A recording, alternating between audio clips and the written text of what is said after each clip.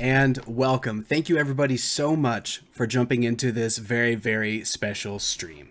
I know it's been a while, so for all of those naysayers that are going to jump into the chat and say, oh my gosh, Asa's streaming, just leave that at the door. We have a very important discussion that's happening today. Actually, we're going to have multiple important discussions happening all throughout this month because it's Native American Heritage Month. You all know I talk about this all the time, but it is so important for Indigenous creators to be highlighted. And if nobody's going to do it, then we're going to do it our freaking selves. So I have somebody with me today who probably does it better than a lot of people that I've seen. And that is no offense to the rest of my Indigenous fam. But WitchyTwitchy crushes it out there and speaking up for us. And I have her here today. I'm so freaking excited. And with that, I'm going to bring onto the screen. How are you? How are you, Witchy? Hi, I'm doing good. Thanks for having me. How are you? I'm good. You know, I'm honestly a little nervous. We were just talking before we started, that neither of us have streamed in a while. So it's like that like cold hands, like sweaty palms, like, am I doing this right? Do I remember how to do Yeah, this? yeah. Yeah. But it's like riding a bicycle, I feel like. You'll get right back into it. Yeah. So, and you know, when we're having such a great conversation, honestly, I'll probably even forget that we're doing that. I'm streaming, like that. This Yeah, is for live. sure. So, but thank you again for everyone who is jumping in for this live. If you're watching this on YouTube, thank you as well, because your view still matters because you're still supporting Indigenous creators. But really, I do appreciate those who are watching live because you're going to get to be a part of this conversation. So, like I said, it is Native American Heritage Month. Okay, it is important that you always support Indigenous creators, but especially this month. So at the end, hopefully we'll have some recommendations for you, but please put some questions all throughout this conversation. Because at the end, I'd like to do a little bit of Q&A, Witchy, with the community. So folks, if you have them, please put them into the chat throughout this conversation, and we'll try to get to them at the end. But with that, Witchy, let's turn it to you. Let's talk about you, okay? Starting off with some of your personal background. So in case people don't know who you are and what you do, who are you and what do you do? Hi, I am WitchyTwitchy. I'm a Twitch streamer. I've been a streamer for about 7 or 8 years now. During that time, I've kind of bounced around from all kinds of different content, from starting off on PS4 to whenever I was on PS4, I mainly did The Last of Us multiplayer faction streams. Nice. Then I hopped over to Overwatch for a long time. Then I was a creative streamer for a while. Then I did variety games. I mean, I've been all over the place. Right now I'm doing, well, because I've been off stream for a bit. But when I come back, I'm still going to resume my variety games and ASMR. I've done YouTube. I'm on TikTok. I kind of just bounce around to all different platforms. I feel weird saying content creator, but I guess that's what I am. I'm a content creator. Yeah. And that kind of consumes a lot of my time whenever I'm doing it. I've been off the past few months because I caught COVID, and that was not fun, and it made me feel like crap for a while, and just some family stuff. But I can't wait to get back to it because I really miss it. Yeah. You know, I'll say a lot of people were super pumped that you were the first guest for this series. So there's warm welcomes. People are ready for you to come back. Oh, thanks. But let's just jump right into it. So you and I both know it's Native American Heritage Month. Yes. For some reason, some people don't. I don't understand it. Yeah, Like unfortunately. they just don't freaking get it. They don't understand why Indigenous people are important. So we're making that happen. So I know I sent it to you. I've got a list of questions we want to jump into.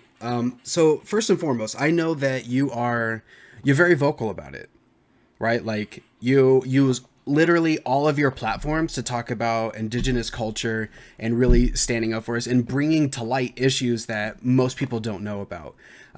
So why is it so important to you? Like, what is it that like really sets that fire inside? I feel like ever since I was little, it's always been important to me. Even whenever I wasn't as connected as I am now, it's just been something I've always been hungry for. And I feel like that's something, it's hard to explain to people who aren't Native or Indigenous, but I feel like if you are, you know what I'm talking about. Just that pride and that passion and that love. I've always had it, but I feel like when I was younger, it kind of gets almost stomped out of you because you feel like, especially growing up disconnected, you feel like, oh, I'm not native enough, or oh, well, this doesn't count for me. But I think once I started reconnecting, it was like the floodgates opened, and it's like making up for lost time in a sense. Um, so, um, and I think a lot of it, the whole thing that started my reconnection process was my grandmother, and a lot of, I guess I pull a lot of inspiration from her, Yeah. and a lot of my pride and a lot of my passion, definitely. But yeah, I guess that's the majority of it. So, how long do you feel like you've been on this specific journey? So, with reconnecting specifically. Um, so right before the pandemic was when me and my Masana had our first phone call. I hadn't talked to her in a few years, so I'm estranged from my mom, or I was estranged from my mom's side of the family, which is my Dene family, Yeah. and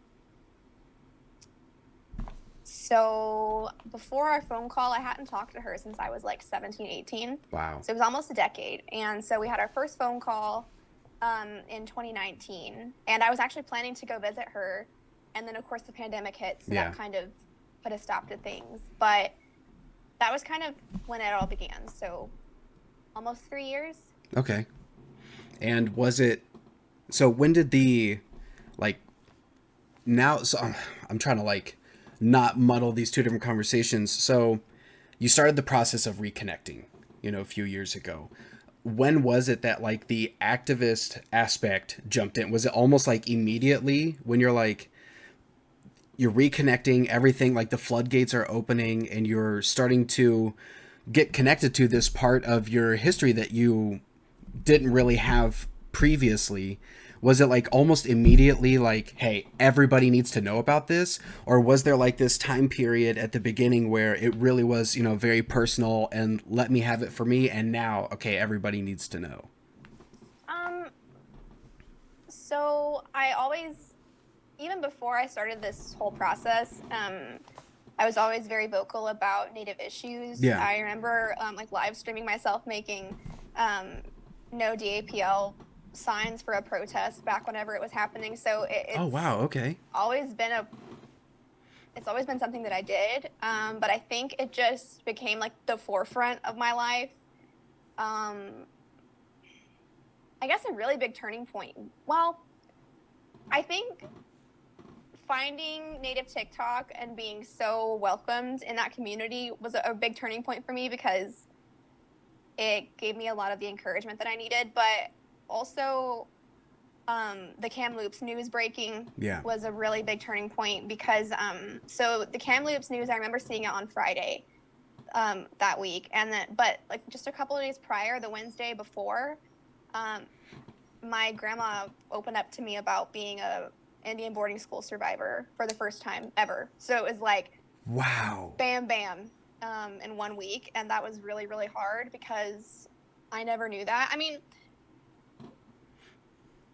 I think just hearing it firsthand from a grandparent is just different than having a vague understanding of like, oh, probably this happened. But yeah, hearing her talk about it was really hard.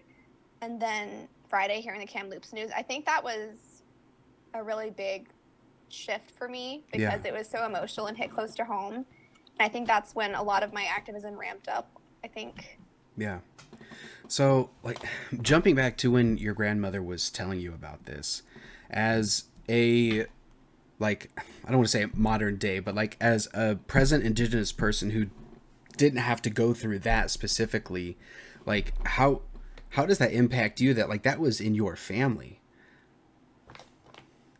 Um, I got super depressed afterwards. I think it was a period of grieving in a way because obviously when the Kamloops news, the entire Indigenous community in North America is grieving because Yeah. we all, whether it's residential or boarding school here in the U.S., it's very similar, and we're Right. all every Native person, every young Native person my age, or that you see on the internet, either has a parent or grandparent who has gone through that. Yeah. And I think collectively we were mourning, but on an individual level, I feel like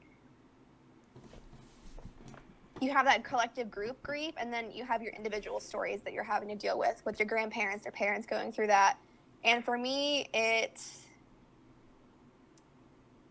feel like when you're a reconnecting Native person, you're dealing with a lot of new feelings and facing a lot of really ugly things in your family history and stuff. So coupling, it was just a lot of hurt all at once to deal with. Yeah.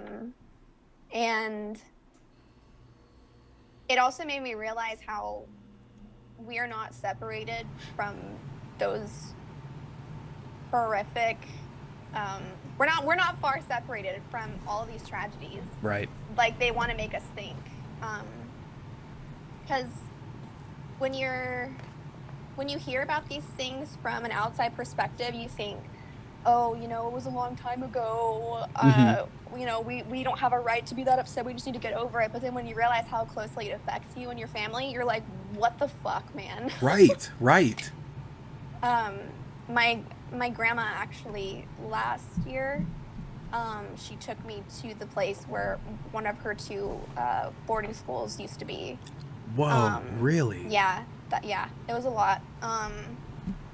Yeah, so she was in two, and she took me to one. The buildings are, the old ones got torn down, and now it's a regular school. Yeah. But yeah, she took me to that place, and it's something that you can't explain accurately to people who don't know what you're talking about. Yeah. Like, yeah, I can sit here and tell you it was really painful, and there's so many emotions involved, but you're not really going to understand what it's like unless you've been in that situation. Yeah. So how does that play, a part in this reconnecting process? So like, not to like turn it to me, but just from what to talk about my journey. So, growing up, Native and Indigenous culture was always in our house. Like my parents always made sure that we went to powwows, that we recognized aspects of our culture that were not being taught in the history books. But it was to the point where my parents were a little bit heavy-handed, and so when the teen years came, it was like a rebellion thing, and I'm like, okay, I don't want anything to do with this. And then when I got the news that I was going to be a father, it was like this reigniting, and it was like for me. But so I had, this, my dad told me a lot of those kinds of stories as well, but I had years to go through that. And so when I had that process of, I don't want to say reconnecting, but in a way, like getting back to it and making it really my own, I was able to jump on with all this prerequisite knowledge that I had before. As you're going through this process, 3 years ago, working on reconnecting, and then you hear something so heavy, like so emotional, and that, what does that do to the reconnecting process for you? Like, what happens there? You realize that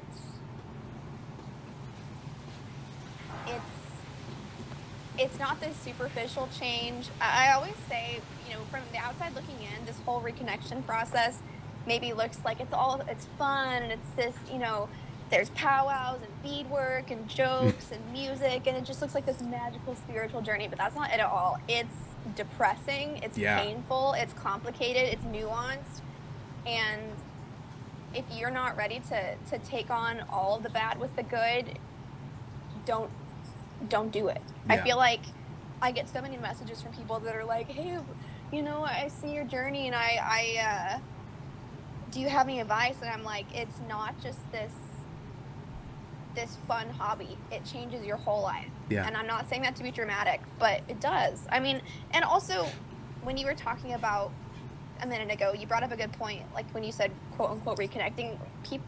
I think I was talking to Lakota Lightning on Twitch one day or something.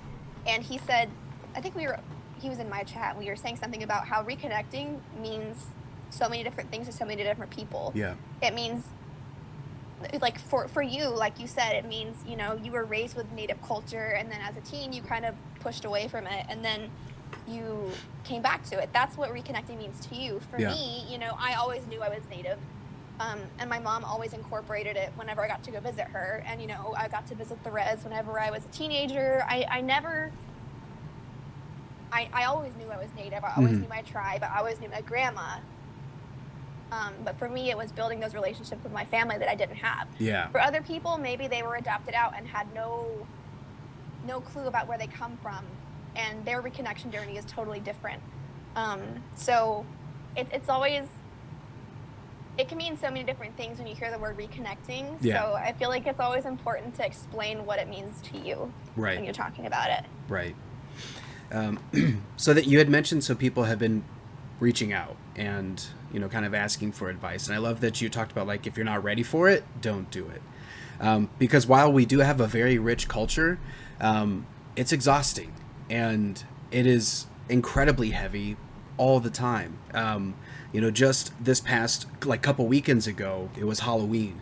And every Halloween, I'm like, hey, like, just don't, okay? Like, don't wear anything native. Don't cross that line. And my wife, who isn't indigenous, was still right there alongside of me, like, just like, we're arguing with people, we're trying to explain like why this isn't okay. And our entire weekend was pretty much just shot. Like, the whole weekend was just being exhausted and feeling depressed and sad and frustrated. But that's indigenous life. Like, that's what it is. So, like, to get back to the question of, you know, what do you suggest to people? You know, like, how does somebody start the process? Because I feel like there are people who are finding out that, you know, they have an indigenous blood in their bloodline and they want to explore that part of themselves. Or maybe it was a situation where, you know, they grew up with it, but they weren't super connected to it, and now they want to be. No matter what that journey is for them, you know, what's some of that advice that you would give to people, you know, trying to reconnect? I guess the biggest, or one of the first things I say is, like, what does reconnecting mean to you? What does it mean to you to reconnect? And two, what is your motivation behind it?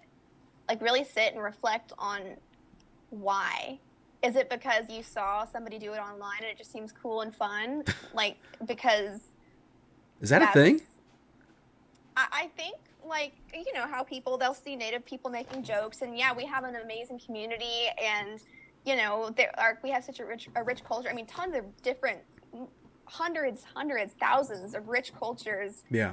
within the Native community. And I think a lot of people in America who aren't connected to their culture, whether that's Irish or German or whatever, a lot of people are hungry for culture and community. And so a lot of people see us and are like, I want that. Mm-hmm. And so, you know, you always hear I always heard I have a great, great, great, great Indian grandma. And I'm like, Yeah.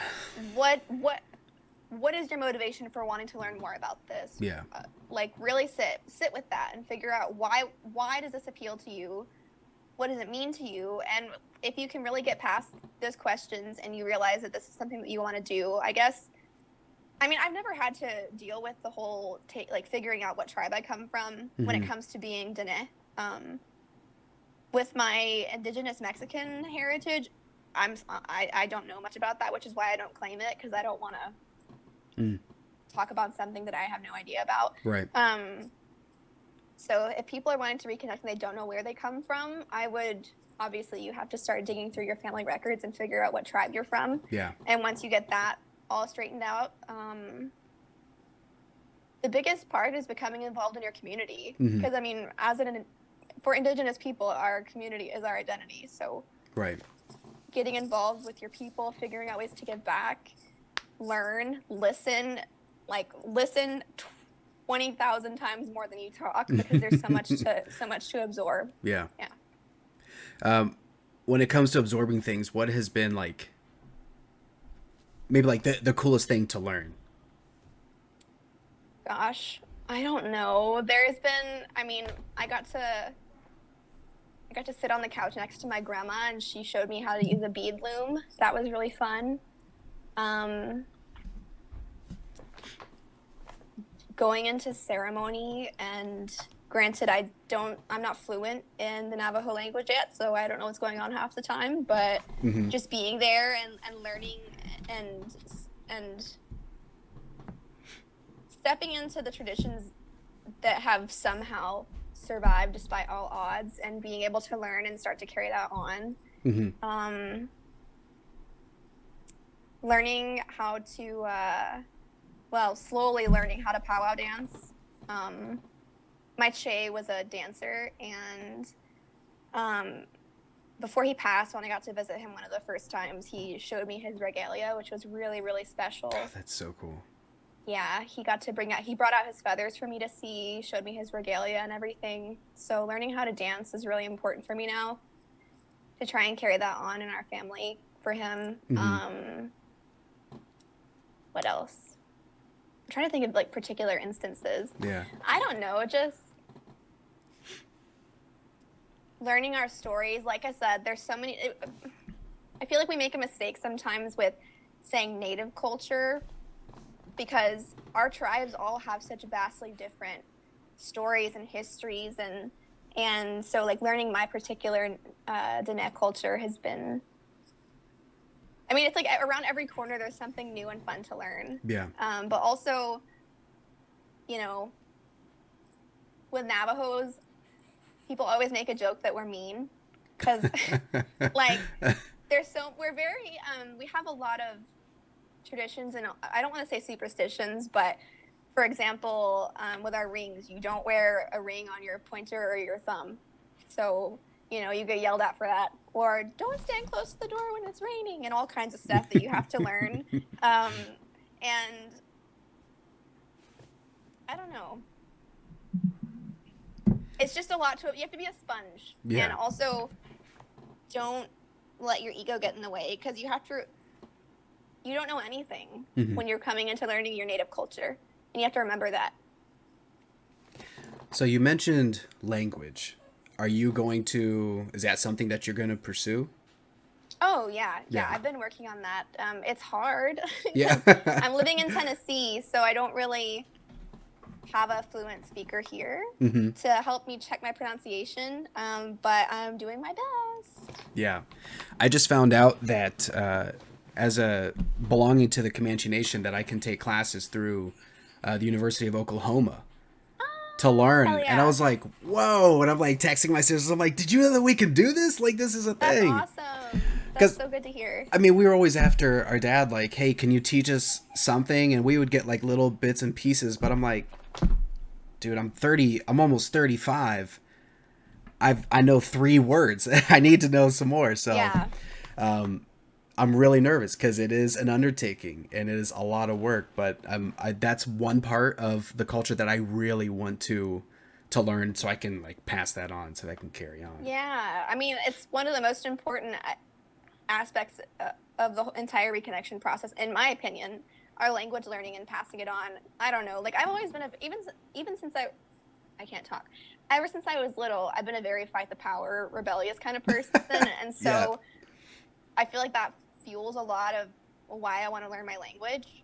Because I'm one of those people where if you tell me I can't do something, even if I didn't want to do it in the beginning, I'm like, oh yeah, well now I'm gonna do it. So now it's like, oh, you wanted to kill my language? Well, now I'm gonna learn it. Like, but yeah, I'm very lucky because my nation, we have so many resources for learning, whereas other tribes don't really have all the resources we do. So I really want to take advantage of that. You know, we have Finding Nemo in Navajo. We have Really? Star Wars. Yeah, they have the Navajo version of Finding Nemo. They have A New Hope, the Navajo version of A New Hope, Star Wars, Whoa. on Disney Plus. Yeah, if you go to Disney Plus, go to A New Hope and go to the extras on there, you should be able to find the Navajo version. Sorry, I need to just look at this right now. Go check it out. I had no idea that was a thing. I got to show my grandma. So we were going to visit the res, and if you know anything about most reservations, or at least Navajo Nation, our internet can be spotty out there, and so I made it a point to find an Airbnb kind of in that area. So I rented an Airbnb that had internet, and a smart TV, and I took my grandma there, and I showed her the Navajo version of A New Hope, because I don't know if you got. So Navajos love Star Wars. If you go to any Navajo flea market, you will find so many Star Wars related things. It's amazing. And so my Yeah. grandma loves Star Wars, and I got to show it to her, and she was just so happy. That's incredible. Oh my gosh. That's like it's a whole new world for me. I wouldn't understand anything yet, but like I need to know. So if you're watching this on Twitch or on YouTube, if you are also Comanche and you know if there's something like that with Comanche language, please share because that is I had no idea that was a thing. My mind's literally blown and I'm trying to focus. That's so cool. Yeah, well, some How of did these you tribes find are. that? I don't know how I heard about it the first time, to be honest. I don't know. I follow a lot of native social media pages, so maybe I just heard about it online or something. Yeah. And I just made it a point to show my grandma. But I think they're trying to. They're working on dubbing more movies in Navajo. So Okay. I can't wait to see what they do next. But yeah, you can find. I think both of those are on Disney Plus. Okay. Finding Nemo and A New Hope. I feel like this is the beginning, like very very much the beginning, but this incorporating more, like even though it's just dubbing or subtitles, has such a huge impact. I mean, clearly I'm dumbfounded. I can't even talk right now. I can't believe that's a thing. So I want to shift. We're gonna take this entertainment route. Oh yeah, Crow. In chat, he just said they have prey in Comanche. Did you know that? I did The new not. I haven't seen Prey yet because I've been waiting for the right moment. I have very limited time to watch and play things, so I'm like, I want to like have everything all set up perfectly and I can enjoy it. I didn't know that. Are you kidding Yeah, me? yeah, they got prey in Comanche. Wow! That's really cool. Oh my gosh, I'm so excited. I'm so excited. I feel like media for Indigenous peoples has gotten so good over the last handful of years. Because what we got, Yeah. Reservation Dogs, Rutherford Falls, Prey. I mean, we're starting to get some good TV, Yeah. and it's really exciting. Echo is coming out for the MCU. If people don't know, like the first Indigenous superhero. What? Yeah. I didn't know about that. I'm gonna throw it out there. Hey, Kels. I didn't get it, but that's okay. So let's talk about like entertainment. There's been a boom. Like it's undeniable. You listed off so many great things. Where do you want the boom to continue to next? So whether it is and that's kind of like a loaded question. So maybe let me narrow it down a little bit. Let's talk about maybe some of your top 3, top 5, whatever you want. What are some of your favorite properties, and where would you like to see either Indigenous actors, Indigenous representation, period, whether that's like, soundtrack or language, anything like that. So like, for example, I've just become a huge Star Trek fan. I'm like, where is the Indigenous first officer, like on that starship? Like, where's that representation? Like, let's go. Yeah. So like, what are some of those top things where, hey, this needs to happen now, why hasn't it happened yet, kind of thing? I'm thinking. I know that's on the spot. I put you on the spot. No, you're fine. Well, just like talking about representation like that in general really quick. What's that new movie on Netflix? It's the people that worked on Coraline, something in Wild. I don't know. Hold on. While she's looking it up. Oh, sorry, go ahead. I just watched it, like 5 seconds. Oh, I watched Wendell and Wild? Wendell and Wild, yes. Oh my God. First of all, so I was watching Wendell and Wild for Halloween, and you're not gonna believe. Have you watched it yet? I don't even know what Wendell and Wild is. So Wendell and Wild, it's by the people who worked on Coraline. It's a stop motion horror film on Netflix, and it's so cool. The lead is Afro-Indigenous, first of all, and she, like a little bit into the movie, there's I think she's a bus driver. She's a freaking Indigenous woman, and she has tribal tattoos. What? And I screamed. I had no idea she was going to be in that. And I was like, wait a minute. I got so happy even just from that little bit of representation. Yeah. Yeah, look up Wendell and Wendell Wild. Wild. Miss Hunter is her name. She's I Wendell. want to say I don't know what tribe she is. I got really excited. Just little moments like that, and like they didn't make it a big deal about her being native. They didn't have to go on this journey to her house and be told what their spirit animal is. Like, it was just, she was there. Just normal representation. I was just so freaking happy and excited, and I want more of that. Yeah. It doesn't matter what it's in. Have you seen Spirit Rangers? No. On Netflix. I have not.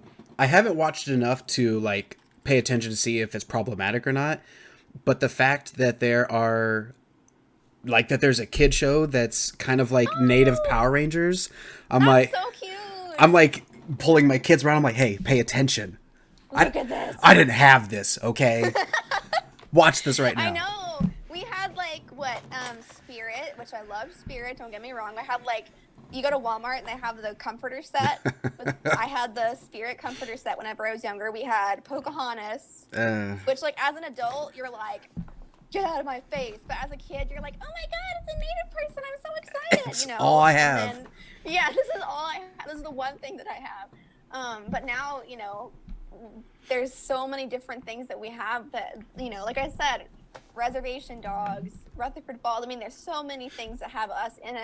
Even in What We Do in the Shadows has a Native person in it, just in passing. Like, just little moments where we're there in passing is just so nice. Yeah. So I wanted to, and we're going to get to more of stuff from the chat. So if you're putting stuff in here, I don't want you to feel like I'm just ignoring all of it. I just want to point out to Baka Pickles, who said that Star Trek Voyager has an Indigenous person in it.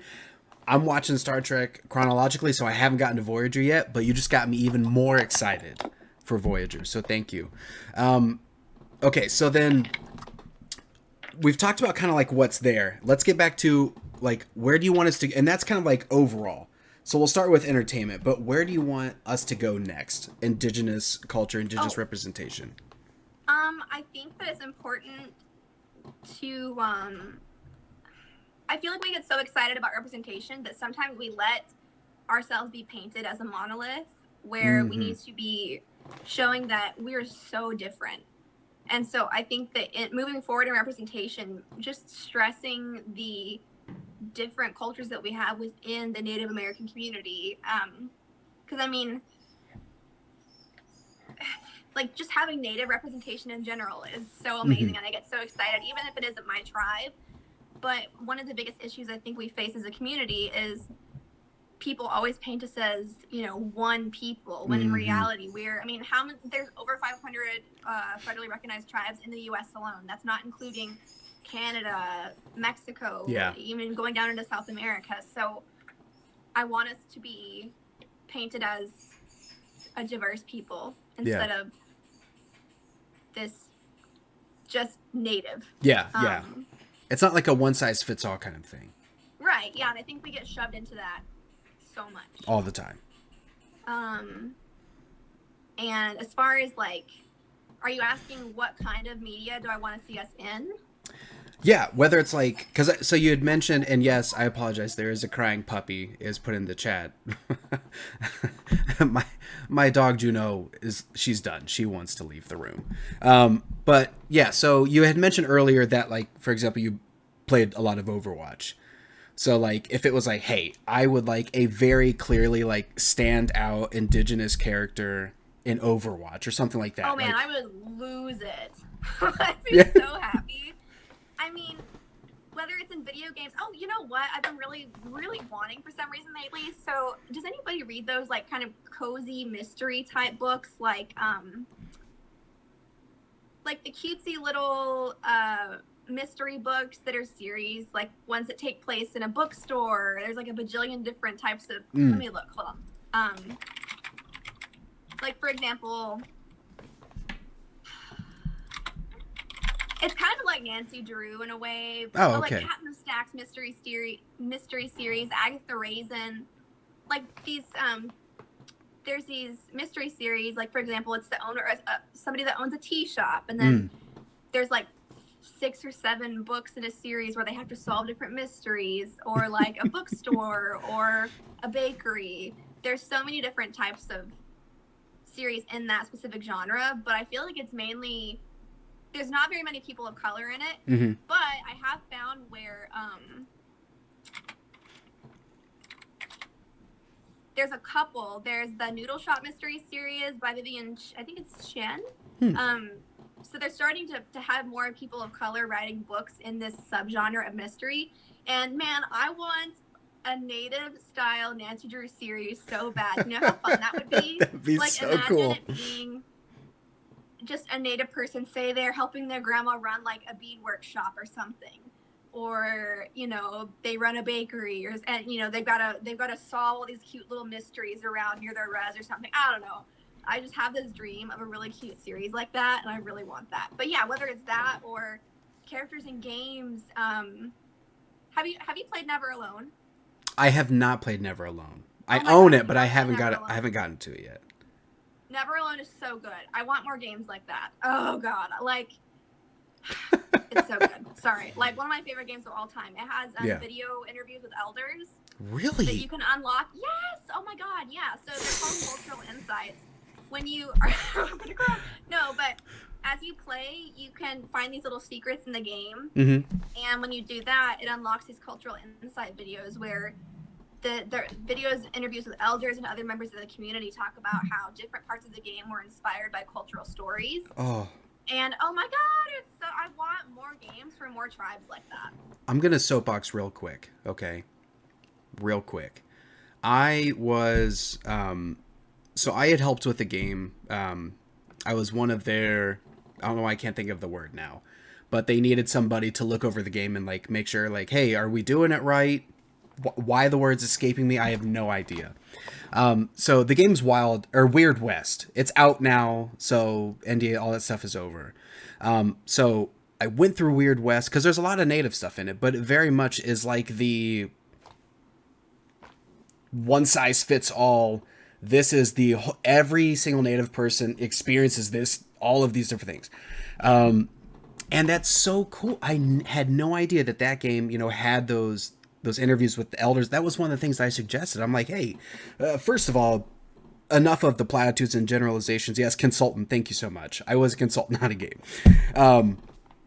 But I was like, if you could just bring in some elders, you know, bring a representative from this tribe and maybe put up a splash screen that you had talked to them, what you talked about, have stuff in the additional options or like anything to say that this isn't just an Amazon costume of a representation in a game. You know what I mean?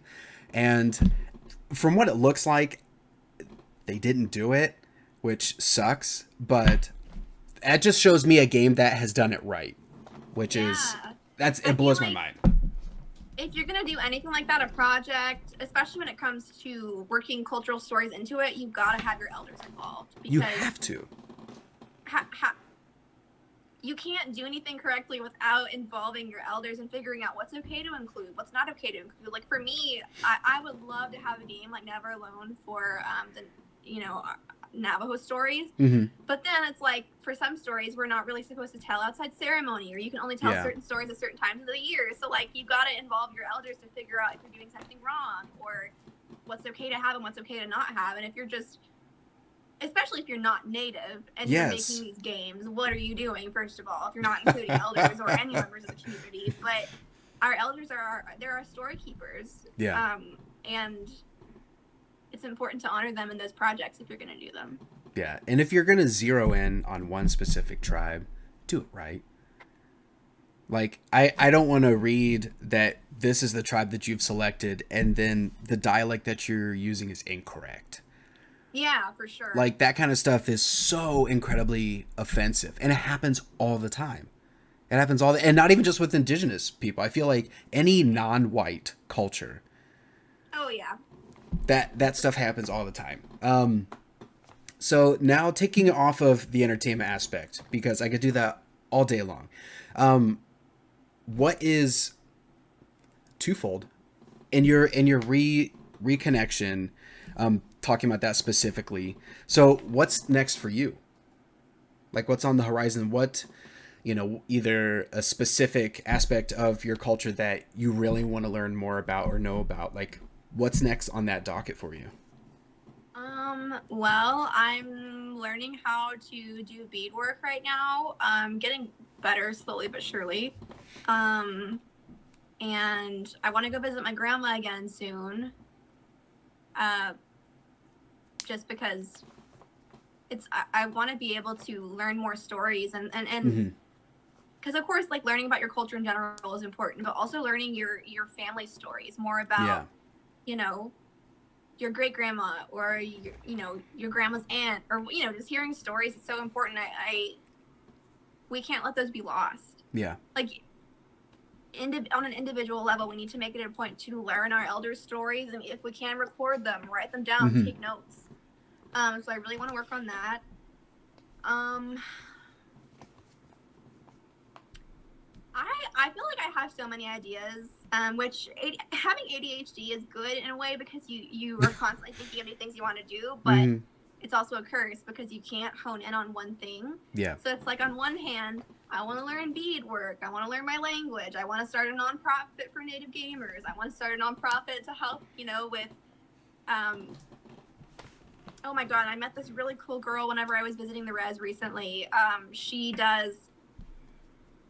has like this little homestead on the res where she teaches people how to, so like in Navajo Nation, our climate is usually really dry, Mm-hmm. and she teaches people how to turn the soil into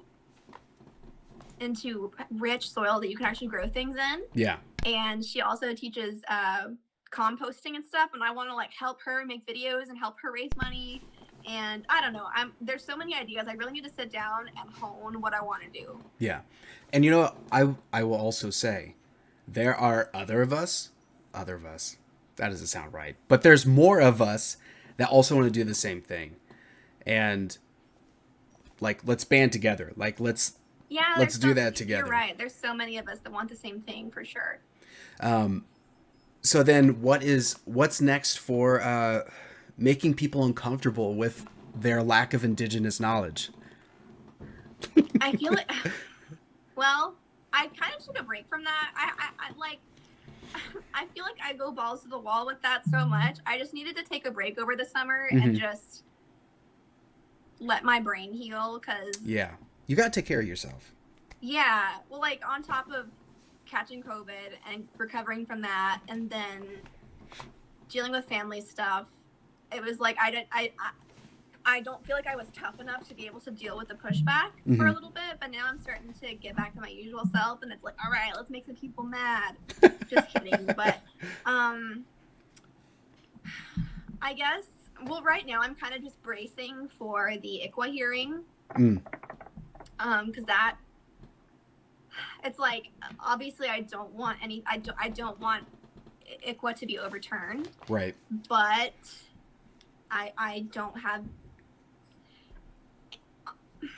in case the overturning does happen, I feel like there's going to be a lot of protests Mm-hmm. and a lot of organization that might happen within our Native communities. And I think a lot of us need to be braced and ready for that. Yeah. So I'm kind of mentally preparing for that on the off chance. And for those who don't know what that is, do you mind explaining it for people?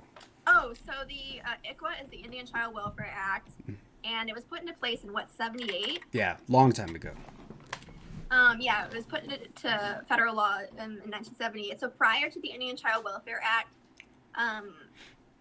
Native communities were being targeted by like CPS. Basically, 25% of Native children were being removed from their homes. So 1 in 4 kids were being separated from their Native communities, and 85% of those 25% of children were being placed outside the Native community, usually with white families, even Mm-hmm. when there was fit and willing relatives to take care of them. Yeah. And so this system of separation, first of all, it's not a bug, it's a feature, because when you separate Native children from their cultures, they cannot carry on those customs and they lose their identity, and it's just another way to continue this genocide of Native people. Yeah.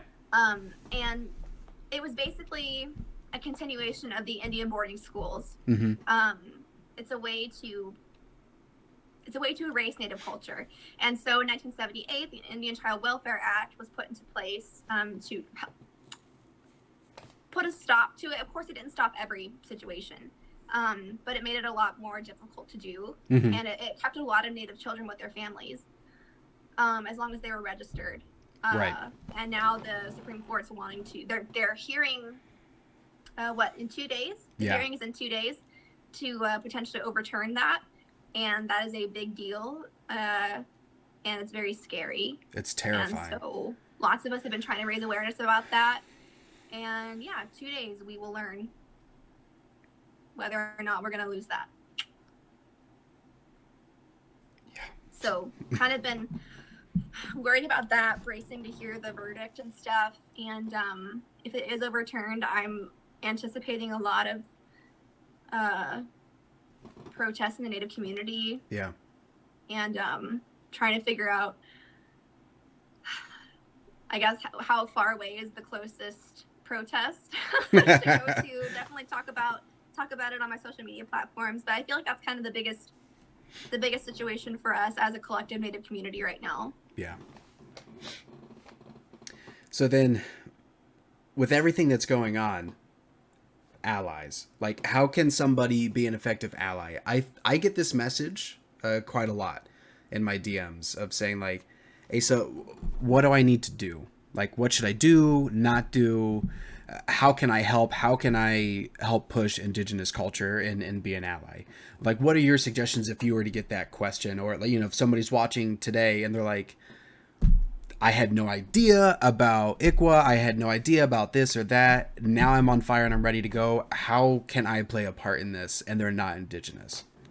Figure out whose Native land you're on and pay rent. No, I'm just kidding. But, like, figure out what Native communities are in your area. Figure out whose ancestral land that you're on. Mm-hmm. First of all, figure out where their people are now, if they're still alive, and figure out how you can aid them in their specific issues. Because our different nations have different specific issues that they're dealing with.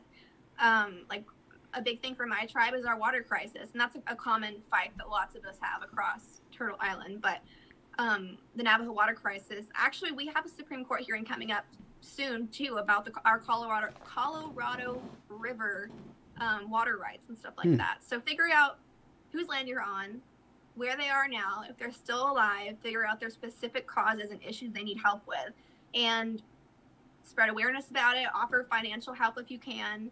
If you're physically there, figure out ways that you can volunteer. Amplify Indigenous activist voices. Like I said, ICWA is a really big issue that we're dealing with right now. Talk to your family about it. Talk to your friends. Retweet.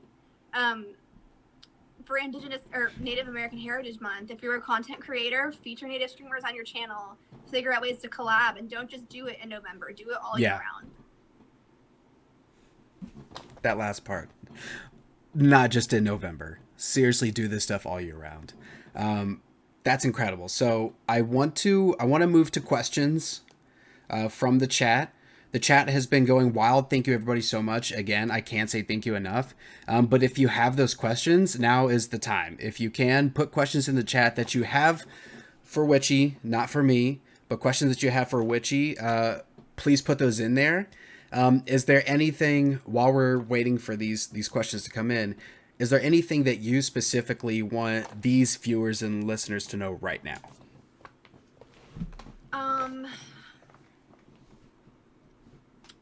I feel like, especially in November, but all the time, Native people we feel like no one ever hears us. It's very easy for us to feel like we're in this fight alone. Mm-hmm. And there's so many issues in the Native community that need attention all year. And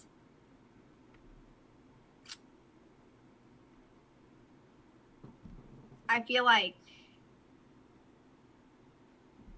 it's very, we almost always feel like we're in this alone, but especially in November, man, like, yeah, even on Twitch, like, we've been screaming and begging for a Native Heritage Month, and, you know, nothing. So please don't forget us whenever it's not November. Yeah. Please pay attention to the issues that we struggle with all year round. Like I said, with ICWA, with you know, various water crisis, the MMIW, you know, the MMIW crisis. There's a nonstop list of serious issues that need your attention. So, and like, there's so many activists that are always talking about this. So please, you know, learn about it on your own. Just because there's so many resources online to learn about the MIW crisis, the various water crises, land disputes, repatriation causes, stuff like that. There's so much to learn, and I really, really encourage all of you to just start reading and figure out ways to help. That's amazing. Exactly. Krissa Cakes in the chat says, what advice would you give to someone who's wanting to reach out and reconnect to their family or people who are part of your clan? And I know that, you know, we talked about that earlier in the conversation, but, and of course, Krissa, if you missed that, I highly recommend that when this goes back up, go back and watch that part because there was great stuff there. But is there anything that you wanted to say to that now? Wait, sorry. Will you repeat the last 10 seconds? I was reading chat and I'm sorry. No, exactly. So that question that came in the chat, I know you had talked about that earlier, but is there anything additional that you'd want to send to that question? About what question? About reaching out and reconnecting to their family. Yeah. Sorry. Okay. So answering Chris's question. So I guess it can vary when it comes, if you're talking about reaching out to people who are part of your clan. Some people in Diné culture really put emphasis on, like, they take clan relations very seriously, and that's your family. Some don't. It just depends. And I feel like if you're more traditional, they're going to really put a lot of emphasis on being related and stuff like that. But for the most part, I feel like when you find someone who is your clan relation, they're almost always going to take it very seriously. I don't know. I guess for me, I got very lucky with a clan relation recently. I met her in North Carolina at an MMIW event, and she's, well, technically I'm her grandma by clan, but I don't like, I just call her my grandma because she's older than me. But if you're wanting to reach out and reconnect to people, sorry, I'm getting really scatterbrained. Hold on. If you're wanting to reach out to family, it can be really hard because a lot of us are dealing with generational trauma, communication issues. I guess reach out with cautious optimism. And I feel like I've gotten burned a lot by wearing my heart on my sleeve when it comes to reaching out to family and wanting to reconnect, because not everybody is at the place where they're healed enough to want to reconnect and build that relationship with you. I guess protect your heart when you're trying to reach out to family like that. Like, for example, my mom, I tried to reach out to her and reconnect, and it didn't go well. So I guess just keep your guard up, reach out with the best intentions, and if it's not time yet and they're not willing, be okay with that, and maybe they will be in the future. There was another question earlier from Angie Noel saying, would you all be interested in creating an Indigenous gaming Discord to help with sharing knowledge like this? That would be really awesome. Yeah. I would love that. At the same time, I get so nervous about pretendians because there's so many that, like, even in the Twitch community, man, like last year I got invited to be on a Native or an Indigenous Peoples Day panel. Oh yeah. And there was someone who was lying about being Native on there, and it like imploded the whole thing. Yeah. Like, turns out they are not Native at all, and they were just lying. So it's like that type of violence that non-Natives have put on our people to where we're so skeptical and cautious around each other is just a whole level. I could write an entire freaking dissertation on the type of violence that is. Yeah. But when it comes to like creating these Native spaces where people could be potentially anonymous, I get really wary and hesitant. But I would also at the same time love a community like that, because I feel like we need that.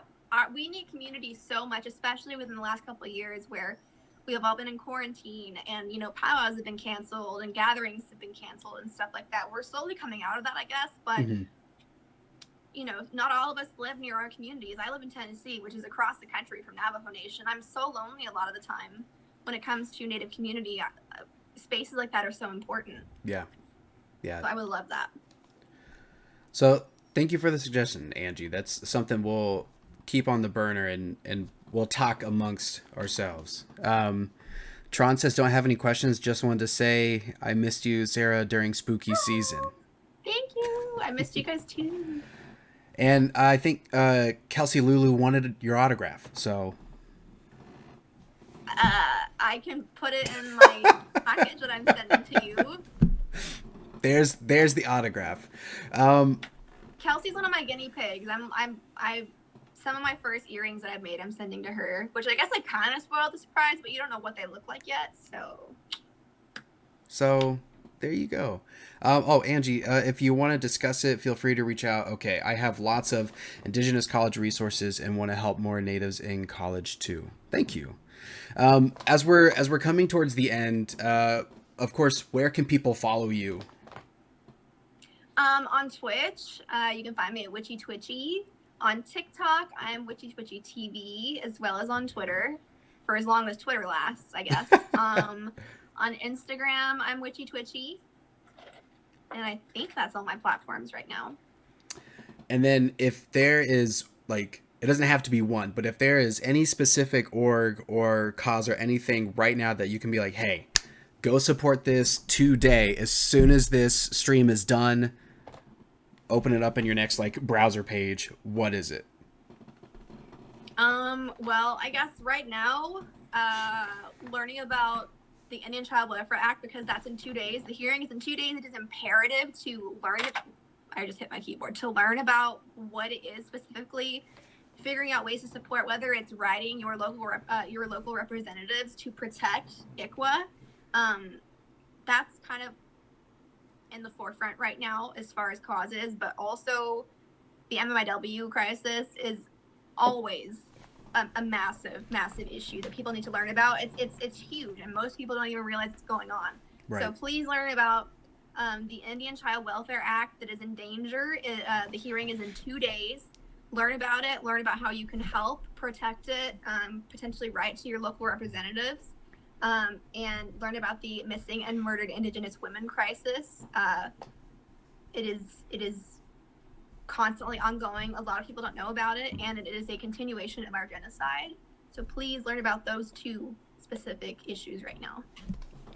And thank you, Witchy, so much for being a part of this, for kicking off this conversation series.